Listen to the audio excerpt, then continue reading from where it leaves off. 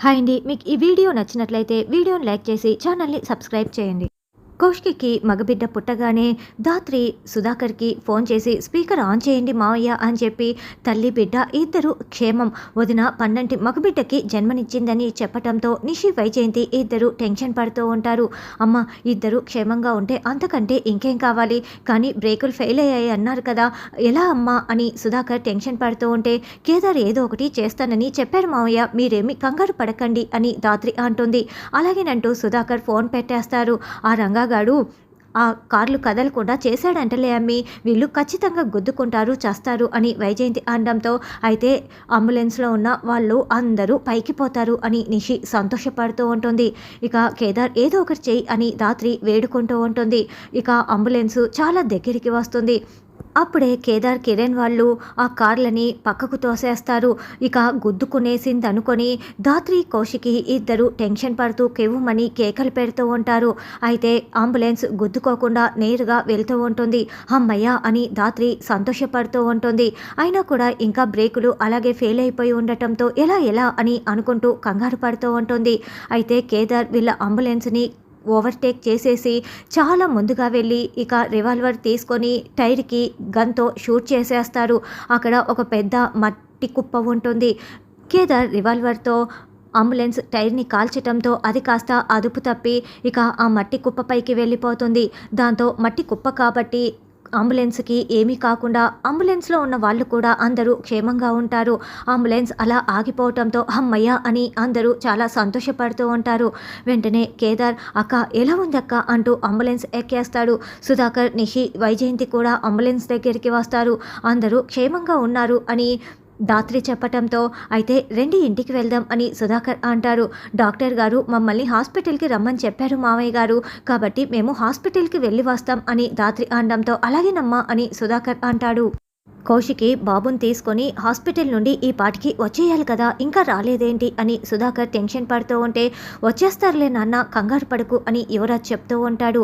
ఆ ఎమ్మి జగదాత్రి ఆ ఎమ్మి పక్కన ఉండగా మనం ఏమీ చేయలేము అని నిషి, వైజయంతి టెన్షన్ పడుతూ ఉంటారు.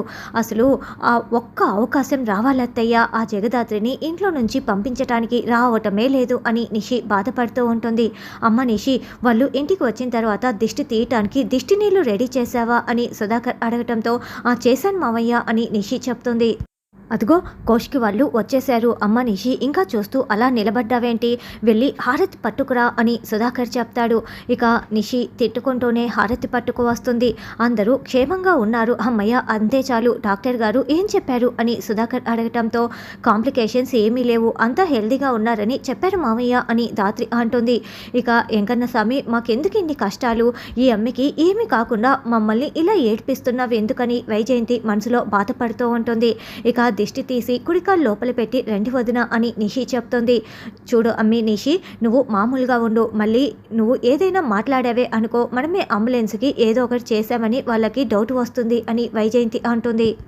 అక్క నువ్వు క్షేమంగా వచ్చావు, ఇంతే చాలు అని యువరాజ్ కూడా చాలా సంతోషపడుతూ ఉంటారు. అమ్మ కౌశికి అచ్చం మీ నాన్నలా ఉన్నారమ్మా, మీ నాన్ననే నీ కడుపున పుట్టాడు అని సుధాకర్ బాబుని ముద్దులాడుతూ ఉంటారు. కాంప్లికేషన్స్ కొంచెం కూడా లేవని చెప్పారా అని నిషి అడగటంతో అందరూ షాకింగ్గా చూస్తూ ఉంటారు.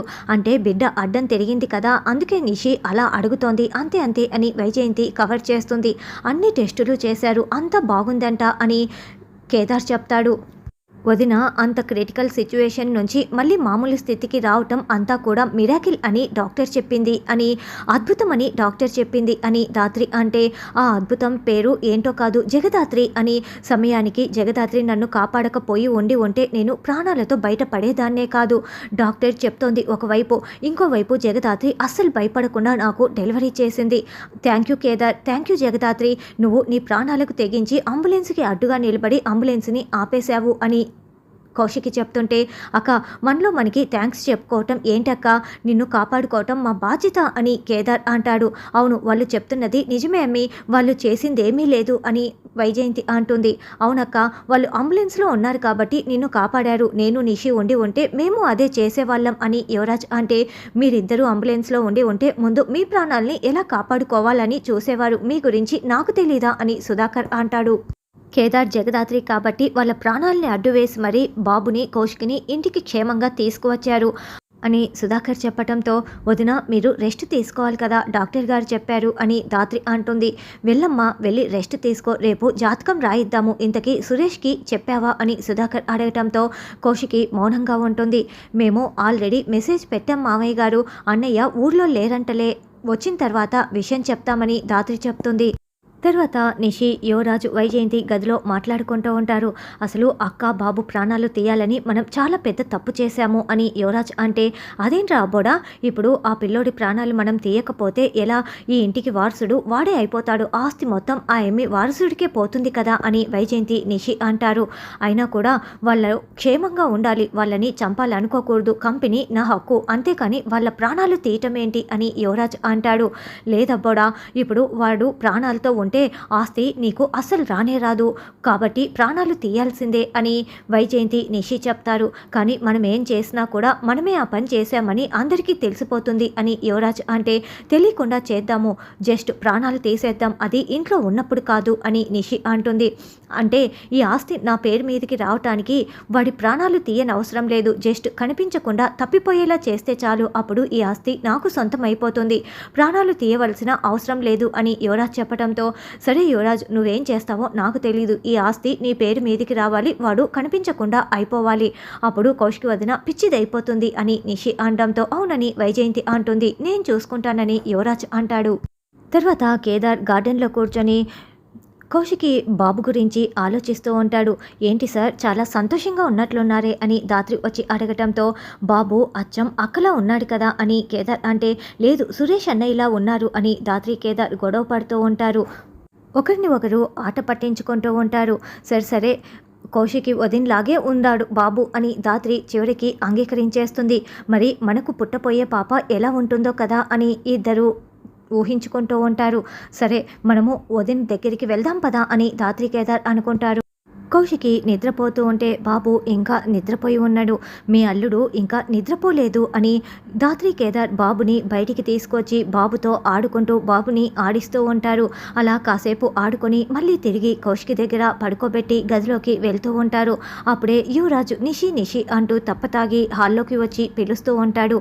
కింద పడిపోతున్న యువరాజ్ని వచ్చి కేదార్ పట్టుకొని, రే యువరాజ్, ఏంట్రా ఇలా తాగి వచ్చావు, నాన్నకి తెలిస్తే ఎంత బాధపడతాడో అని కేదార్ అడుగుతూ ఉంటే, ఏంట్రా ఏం మాట్లాడుతున్నావు, నాన్న నేను తాగి వస్తే బాధపడతాడా, అసలు నాన్నకి నా గురించి ఆలోచించే సమయం ఉంటే కదరా నీ వైపుకు తిప్పుకున్నావు కదా, అసలు నువ్వు ఈ ఇంట్లో అడుగు పెట్టినంత వరకు ఈ ఇంటికి నేను ప్రిన్స్లా ఉన్నాన్రా, ఎప్పుడైతే నువ్వు అడుగు పెట్టావో నువ్వు నా ఐడెంటిటీని లాక్కునేసావు, నాన్న అక్క అందరూ కూడా నీ వైపే చూస్తున్నారు, నా వైపు ఎవ్వరూ చూడడం లేదు, ఎందుకురా నువ్వు నా ఐడెంటిటీని లాక్కునేసావు, అసలు నువ్వు ఈ ఇండ్లు వదిలిపెట్టి వెళ్ళాలంటే నీకు ఎంత డబ్బులు కావాలా, ఎన్ని డబ్బులు కావాలో చెప్పరా ఇస్తాను, 100 కోట్లు కావాలా చెప్పరా ఇస్తాను అని యువరాజ్ మాట్లాడుతూ ఉంటే, దూరం నుంచి సుధాకర్ ధాత్రి ఇద్దరు వింటూ ఉంటారు. రే నాకు డబ్బు వద్దురా, నాన్న కావాలరా అని కేదార్ అంటాడు. నాకు అక్క కావాలి, పిన్ని కావాలి, నువ్వు కావాలి, నేను నీ ఐడెంటిటీని లాక్కోడానికి రాలేదు, నేను మీలో ఒకరినని చెప్పడానికి వచ్చాను అని కేదార్ అర్థమయ్యేలా చెప్తూ ఉంటాడు. అసలు నాన్న నీ గురించి మాట్లాడటం లేదా, ఆలోచించటం లేదా, ఒక్కసారి నాన్నతో కూర్చొని మాట్లాడి చూడు, నాన్న అణువున నీ గురించే ఎంతలా ఆలోచిస్తున్నారో, నువ్వు ఎప్పుడు ఆస్తి దాని గురించే ఆలోచిస్తూ ఉంటావు, అక్క కూడా ఇంకా మారలేదు, అక్క ఎప్పుడు నీ గురించే ఆలోచిస్తూ ఉంటుంది, అక్కకి నిజమైన తమ్ముడు అంటే ఎవరో తెలుసా, నువ్వు మాత్రమే అని, అసలు నా చిన్నప్పటి నుంచి నేను ఎన్ని అవమానాలు ఎదుర్కొంటున్నాడో తెలుసా అని చిన్నప్పటి విషయాలన్నీ కేదార్ చెప్తూ ఉంటాడు. మీ నాన్న ఎవరు అని కేదార్ని ఎగతాళిగా పిల్లలు అడగటం అదంతా మనకి చూపిస్తూ ఉంటారు.